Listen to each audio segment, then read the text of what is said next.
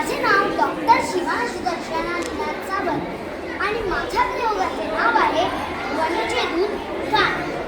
कान हे केवळ ऐकण्याचे नाही तर शरीरातील संपर्क सांभाळण्याचे महत्त्वाचे काम करते.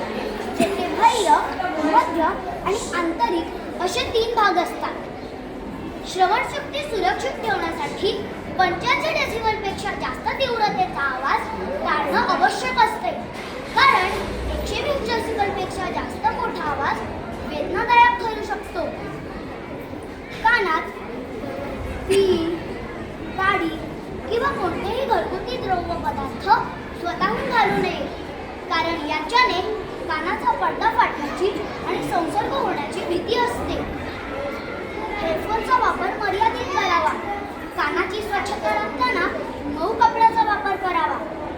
पू येणे, कमी ऐकू येणे किंवा कान दुखणे अशी लक्षणं दिसल्यास त्वरितच ENT डॉक्टरांचा सल्ला घ्यावा. लक्षात ठेवा, कान जपाल तरच जगातील सुंदर आवाज ऐकू शकाल. माझ्यावर विश्वास ठेवून तुमच्या कानाचा चेकअप करू शकता. घाबरू नका, त्या कानाकडे.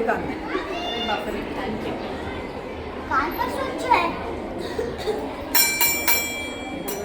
ऐकू आलं का तुम्हाला? म्हणजे तुमचा कान ठीक आहे. पण जर हातात मोबाईल असेल आणि कोणी हाक मारली ती तुम्हाला ऐकू नाही आली तर त्याला सोयीस्कर बहिरेपणा म्हणतात. याचं औषध माझ्याकडेही नाहीये, ते तुमचं तुम्ही बघून घ्या.